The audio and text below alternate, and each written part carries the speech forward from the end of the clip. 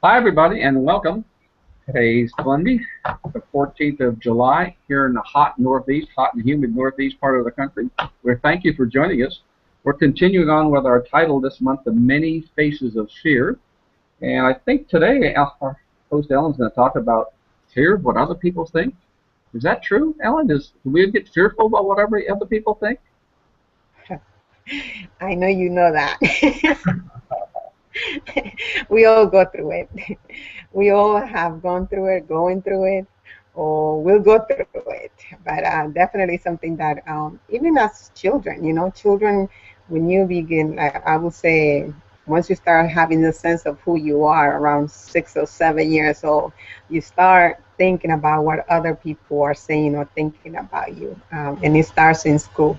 And I can honestly say that because my granddaughter Harmony, she came to me the other day and she said to me, "I don't like when people talk about me." And I said to her, "Well, don't worry about what people say. You just keep doing what you need to be doing. Pay attention in school, pay attention to your teacher, and as long as you do your part, that's all it matters. What people think or do does not matter." So, so that tells me that at 6 years old, she's going to be 7 in next month. So, she's already aware of that. And so I want you, those of you that are listening to us today, I'm sure that you have experienced that in your life at one moment or another. You find yourself that you worry about what your neighbors are going to say about you, what they're going to think about you, and if you are about to do something, the first thing that you think about is what does people gonna say or think about what you're doing. Just think about it. Have that happened to you before? Me? Me, it happens all the time. Ellen, I was thinking about something there's a television commercial out where somebody has got a new bathroom put together, okay, and a couple of ladies who are going down the street are going in to see the bathroom, and I think what it was making me think about what we're talking about today is I want people to come in and see my nice stuff, which in turn they think better of me, okay.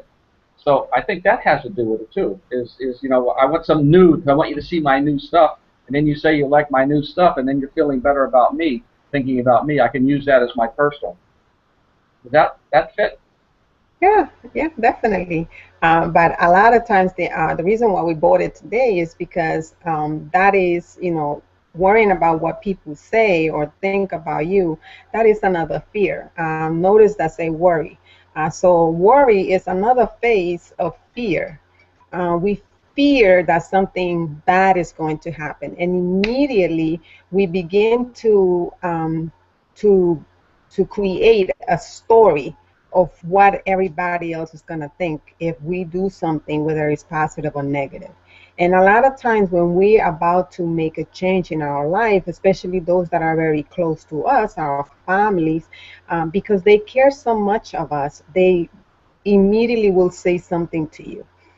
So then you have to be very strong and grounded to know that whatever your heart tells you that you want to do, that you continue to do it, because at the end of the day, is your life, not their life. So you have to learn to live your life.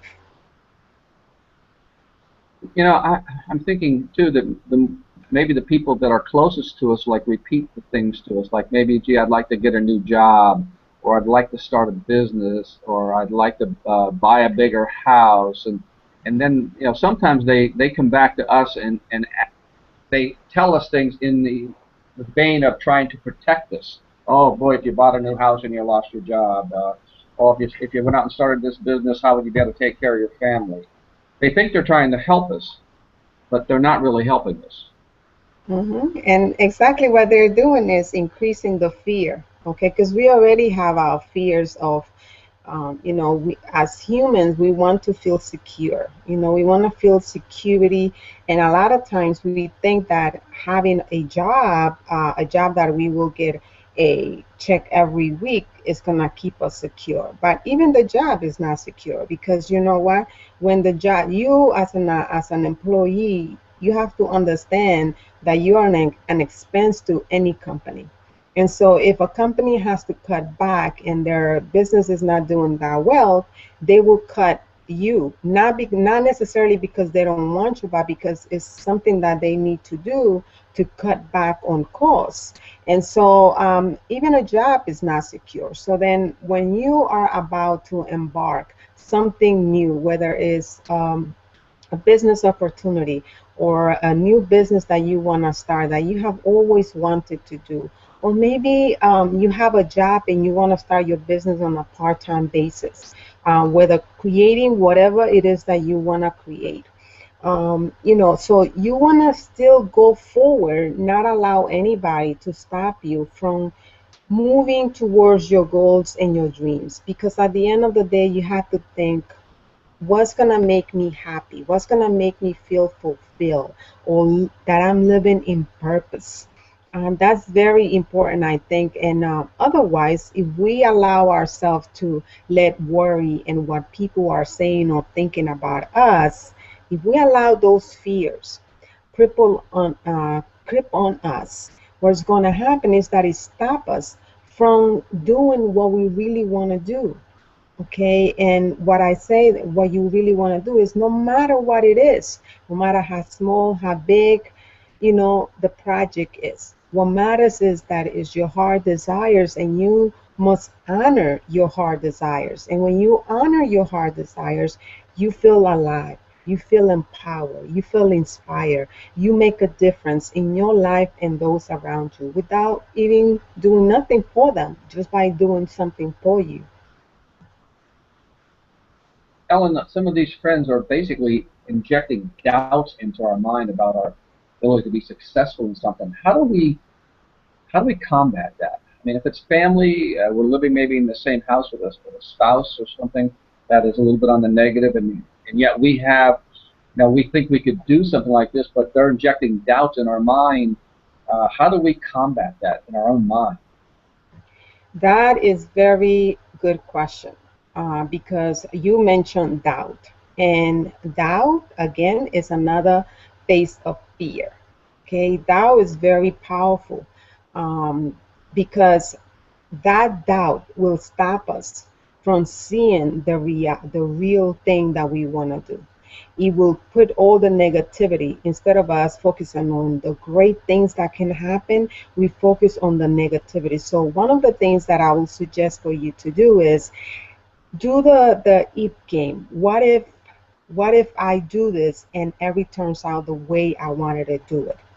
And another thing that I always like to do is, what if I knew 100% that I'm gonna do this? I'm going to go forward and speak to 100 people. I'm going to go forward and invite to coach 50 people, for me. Okay, I'm saying this for me, but let's say that you want to go and invest into a business opportunity, or you want to go to travel to a place outside the United States and something that you have never done.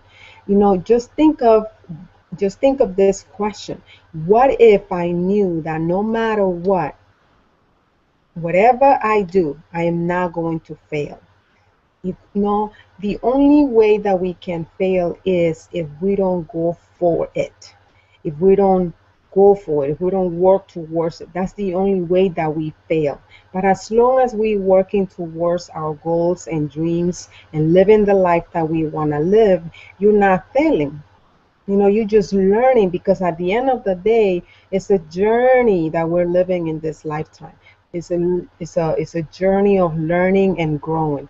And a lot of times our goals and our dreams is the final destination that we have, but in reality what we're looking what the real reason for this dream and dream is for the journey, what we learn in the process, how we grow in the process, and who we become in the process. Ellen, what I'm thinking here, what you're telling me, if I have a dream and I'm living in maybe a soup of negativity around my family and my friends, and let's say my desire is to start a restaurant, maybe what I should do is start investigating what it would take to start a restaurant. Where would I put it? What kind of food would I do? Where would I? how would I start it? How would I run it? Would those be things that would help me get over some of this negative fear of it won't work, and go check out the situation? Definitely. One, I think that the powerful thing is before you start anything, whether you're an entrepreneur or in your personal life, nowadays with the internet, we have access to resources in, with a press of a keyboard. So all we have to do is find out all the pros and all the cons, find out of people that have done it, what have they done to be successful.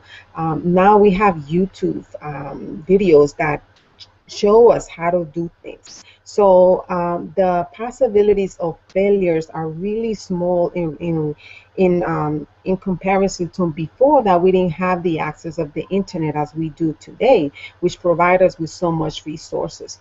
But definitely anything that you do want to do in life, one way of releasing or making fear smaller or less powerful is to start taking action towards what we want to do. Because when we start taking action towards our dreams, let's say like a perfect example, you say a restaurant. If you're going to you think that you want to own a restaurant, you have to find out what are the requirements to own a restaurant. Not and that's just outside of you, but also who do you need to become to be the person who owns this restaurant. And probably when you go and find out that information, you might realize that, you know what, maybe you don't want to own a restaurant. Maybe you just want to partner up with someone who owns a restaurant and do the part that you love to do.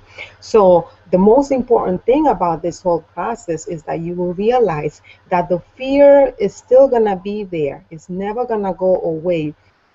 But the most important thing is that you minimize the power of the fear because you are taking action every single day towards your goals and dreams.